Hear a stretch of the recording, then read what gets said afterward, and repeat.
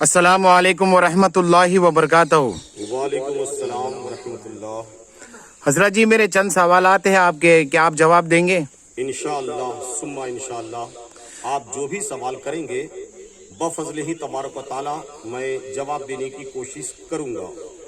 हजरत जी मेरा पहला सवाल है, क्या बगैर बाप के बच्चा पैदा हो सकता है? अल्लाह अकबर कबीरा।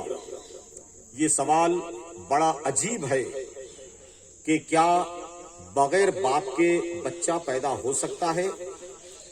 दुनियावी हालात के एतबार से अगर हम नजर डालें तो ये कतई नामुमकिन है कि बिन बाप के कोई बच्चा पैदा हो, मगर हाँ अल्लाह की जात अला कुल्ले शैइन कदीर है। अगर अल्लाह चाहे तो ऐसा जरूर हो सकता है। इसकी कोई मिसाल दीजिए हजरत जी। इसकी मिसाल अल्लाह के पाक पैगंबर हजरत ईसा रूहुल्लाह अलैहिस्सलातु वस्सलाम है कि जो पाक मरियम के पेट से अल्लाह ताला ने हजरत ईसा को पैदा किया। आपका कोई बाप नहीं था। बिन बाप के हजरत ईसा अपनी माँ बीबी मरियम के शिकम से दुनिया में पैदा हुए हैं। सुभान अल्लाह सुभान अल्लाह। मेरा दूसरा सवाल ये हजरत जी, क्या कुर्ता या खमीज आंखों को रोशनी लौटा सकता है? अल्हम्दुलिल्लाह, अल्लाह का फजल अगर शामिल हाल हो तो कपड़ा, कुर्ता या कमीज के तवस्सुल से अंधों को आंखें, नाबीनाओं को बीनाई नसीब हो सकती है। इसकी कोई मिसाल दीजिए हजरत जी। अल्हम्दुलिल्लाह, आप सूरह यूसुफ को पढ़ें तो आपको मालूम होगा कि पैगंबर यूसुफ अलैहिस्सलाम की जुदाई के गम में उनके वालिद हजरत इब्राहिम खलीलुल्लाह के पोते और हजरत इसहाक अलैहिस्सलाम के बेटे हजरत याकूब अलैहिस्सलाम अपने बेटे यूसुफ अलैहिस्सलाम की जुदाई में इतना रोए हैं कि आपकी आंखों की रोशनी खत्म हो गई थी और आप नाबीना हो गए थे। एक तवील अरसे के बाद हजरत यूसुफ अलैहिस्सलाम ने मिस्र से अपने भाइयों के जरिए अपना कुर्ता भेजा और उस कुर्ते के तवस्सुल से पैगंबर याकूब अलैहिस्सलाम की आंखों की रोशनी दोबारा आ गई। ये अल्लाह का बड़ा फजल है। सुभान अल्लाह सुभान अल्लाह। हजरत जी मेरा तीसरा सवाल ये है, क्या लाठी दरिया के दो हिस्से कर सकती है? दुनियावी एतबार से तो ये नामुमकिन है कि लकड़ी के मारने से पानी फट जाए या पानी अलग अलग हो जाए, मगर हाँ अल्लाह का फजल होता है उसके पाक पैगंबरों के साथ कि अगर अल्लाह का कोई मुकद्दस पैगंबर अगर पानी पर अपना असा या लाठी मार दे तो पानी फटकर दो टुकड़ों में बदल सकता है और रास्ता भी निकल सकता है। जी इसकी कोई मिसाल दीजिए।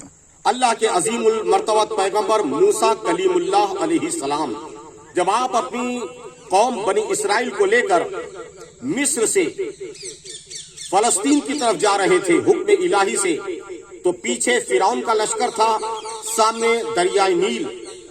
आपकी कौम को खौफ हुआ कि अब हमारा हाल क्या होगा कि पीछे दुश्मन फिरौन का लश्कर है और सामने दरियाए नील।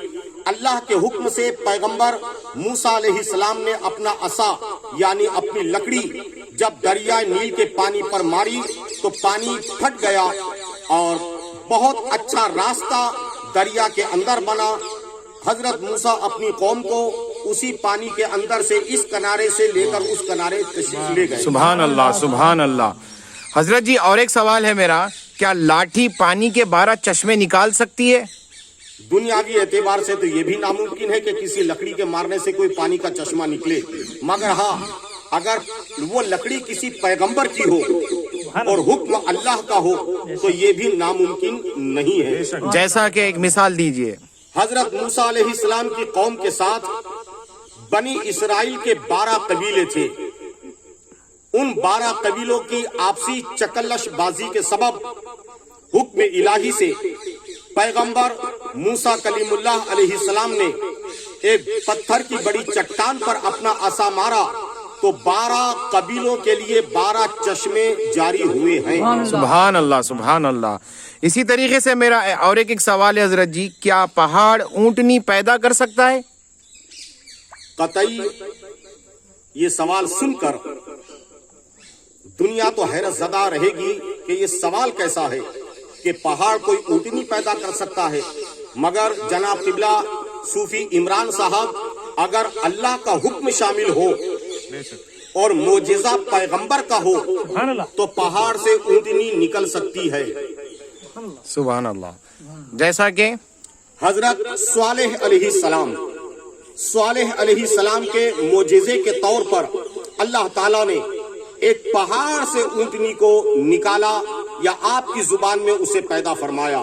یہ اللہ کی قدرت کا ایک عظیم تر کرشمہ اور حضرت صالح پیغمبر علیہ السلام کا ایک بڑا معجزہ تھا کہ پہاڑ سے اونٹنی کو اللہ تعالیٰ نے پیدا فرمایا یا نکالا۔ سبحان اللہ، سبحان اللہ۔ حضرت جی اسی طریقے سے اور بھی سوالات ہیں میرے۔ کیا ڈوبا ہوا سورج پلٹ کر آ سکتا ہے؟ سبحان اللہ، یہ تو ناممکن ہے۔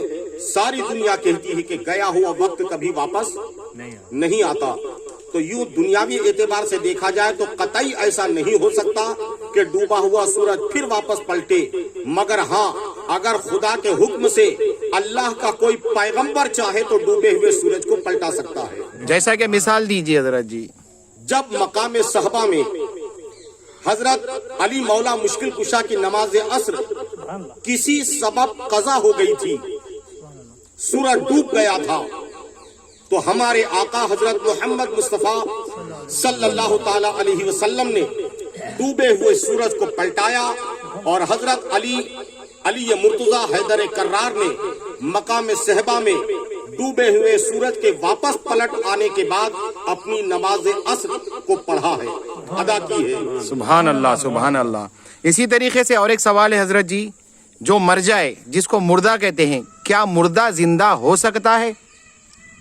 اللہ اگر چاہے تو سب کچھ ہو سکتا ہے۔ جیسا کہ مثال دیجیے حضرت جی۔ اللہ کے پیغمبر حضرت عیسیٰ روح اللہ نے ایک نہیں حکم الہی سے سینکڑوں مردوں کو زندہ کیا ہے، اور قرآن اس کا شاہد ہے۔ سبحان اللہ، سبحان اللہ۔ اسی طریقے سے حضرت جی ایک میرا سوال ہے، کیا ایک چھوٹی سی چونٹی دور کی آواز کو سن سکتی ہے؟ جی ہاں، بالکل ایسا ہو سکتا ہے۔ جیسا مثال دیجیے۔ قرآن پاک سورہ نمل کو آپ پڑھیں کہ جب اللہ کے پیغمبر حضرت سلیمان علیہ السلام اپنا لشکر لے کر آ رہے تھے تو ایک چھوٹی سی چونٹی نے بہت دور سے پیغمبر سلیمان علیہ السلام کے لشکر کو آتے ہوئے دیکھا۔ سبحان اللہ، سبحان اللہ۔ اسی طریقے کا ایک جڑے ہوا سوال ہے حضرت جی، کیا کوئی چھوٹی سی چونٹی کسی دور سے ایک آدمی کو دیکھ سکتی ہے؟ یہ سوال تو آپ کر چکے ہیں، اسی کا تو میں نے جواب دیا جناب۔ جی حضرت جی، کیا کوئی چڑیا کسی بادشاہ کی فوج کو مار سکتی ہے؟ بالکل ممکن ہے۔ یوں تو چڑیا کی مجال نہیں کہ کسی جابر بادشاہ کی فوج کو کوئی چڑیا مار سکے، مگر اگر اللہ چاہے تو یہ ہو سکتا ہے کہ ایک چھوٹی سی چڑیا بڑے بادشاہوں کے لشکروں کو تباہ کر سکتی ہے۔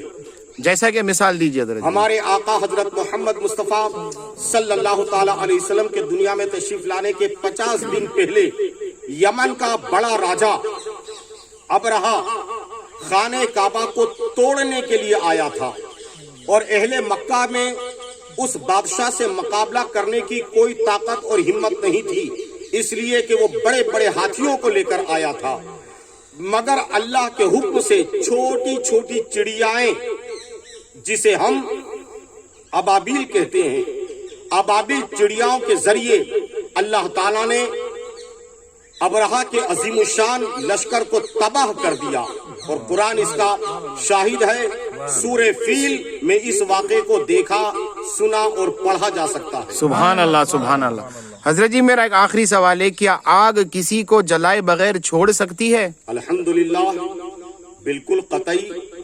یوں تو آگ کا کام جلانا ہے، اور جو آگ کے قریب آ گیا یا آگ میں گر گیا یا آگ میں اس کو جو بھی آپ اپنی زبان میں کہہ لیں کہ جو آگ میں جائے گا اس کو جلنا ہی ہے، مگر اگر اللہ چاہے تو آگ ہرگز نہیں جلا سکتی جب تک حکم الہی نہ ہو۔ جی جی، اس کی کوئی مثال؟ حضرت ابراہیم علیہ السلام کو ظالم بادشاہ نمرود نے جب آگ میں ڈالا تو وہ آگ اتنی شدید تھی کہ میلوں دور تک اس آگ کی لپٹ لوگ محسوس کر رہے تھے. جی مگر ایک بڑی گوفن میں بیٹھا کر نمرود نے حضرت ابراہیم علیہ السلام کو آگ میں ڈلوایا تو حکم الہی سے پیغمبر کے لیے وہ آگ ٹھنڈی ہو گئی. رب کا حکم تھا یا نارو کونی بردم و سلام علی ابراہیم. دنیا کے لیے وہ آگ تھی مگر اس آگ نے پیغمبر ابراہیم کو جلانا تو دور آپ کے کپڑے کو بھی داغ نہیں لگایا. سبحان اللہ سبحان اللہ. حضرت جی چونٹی کے سننے کی بات تو سمجھ میں آئی لیکن دیکھنے کے تعلق سے آپ نے جیسا کہ کہا تھا کہ چونٹی سن سکتی ہے, ٹھیک ہے, یہ تو قرآن کریم سے آپ نے بتلا دیا. میرا ایک سوال یہ ہے کہ کیا دور کی نظر دور سے دیکھ سکتی ہے کسی کو؟ حضرت سلیمان علیہ السلام کے لشکر کو چونٹی نے دور سے ہی تو دیکھا تھا. سبحان اللہ. اور پھر جب چونٹی نے اپنی باقی چونٹیوں سے کہا کہ اپنے اپنے بلوں میں چلی جاؤ, سلیمان کا لشکر آ رہا ہے, کہیں بے خبری میں وہ تمہیں کچل نہ دے. سبحان اللہ سبحان اللہ. بات پیغمبر نے سنی. سبحان اللہ سبحان اللہ. اور حضرت سلیمان اس چونٹی کی آواز کو سن کر مسکرائے بھی تھے. سبحان اللہ سبحان اللہ. میں تو دعا کرتا ہوں جناب کہ اس طریقے سے سوالات ہوں, جوابات بھی ہوں, تاکہ اللہ کی مخلوق کو اللہ کی قدرت اور پیغمبروں کے معجزات معلوم پڑے, تاکہ نبیوں کی عظمت دلوں میں بیٹھے اور نبیوں کے فرمان اور نبیوں کی عظمت دلوں میں اگر بیٹھ جائے گی تو ہمیں محمد الرسول اللہ صلی اللہ تعالی علیہ وسلم کی شریعت پاک اور سنت پاک پر عمل کا جذبہ پیدا ہوگا. ہم نبیوں اور ولیوں کی بارگاہ کے با ادب ہی بن کر رہیں گے انشاءاللہ. سبحان اللہ.